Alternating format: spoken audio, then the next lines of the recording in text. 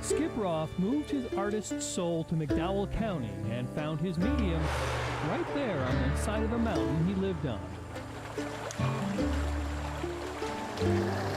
If you're an artist, you have no choice but to make art. You'll do it one way or the other. Well, I started using the chainsaw not just to cut the trees down, but to cut out the notches and the different things. Well, once I figured out that I could do more than just cut straight lines with a chainsaw, I said,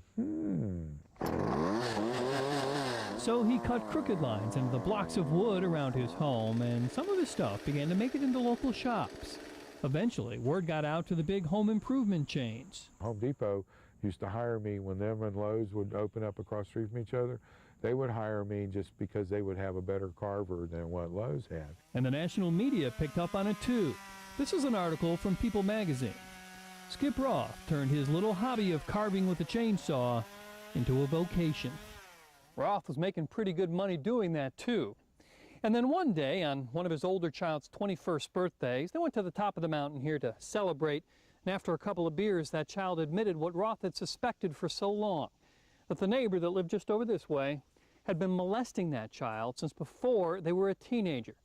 Well, that started a feud that culminated on Father's Day of 1995 as Roth was right back here, clearing some trees from this road that runs up to his property. Okay. Roth recreated that culmination on canvas. He came from way over here. This is the scene that Roth painted of that Father's Day when his neighbor, Sam, the man that he says molested his son, came after him, his son, and nephew on that road. He says Sam was drunk and armed. And as you can see, I had the high ground, and when he turned towards me, that's what I was looking at. I couldn't let him kill one of my kids.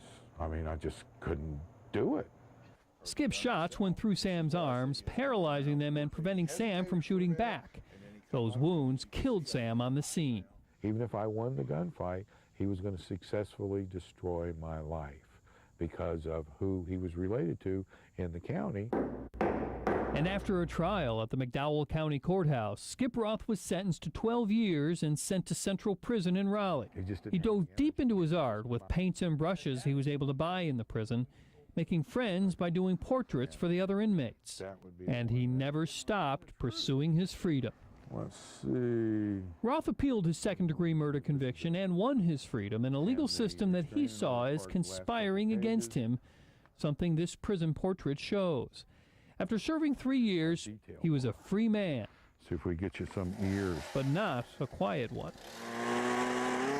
I just had to tell a story. I couldn't keep it in anymore. It's like a therapy for me. The story is this new book, Chainsaw Justice. It's about what Roth sees as a closed society in North Carolina's mountains and a broken prison system.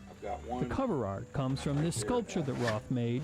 These are the 4 law books that I had. It represents his journey and the justice he finally won, a battle he fought for more than just himself.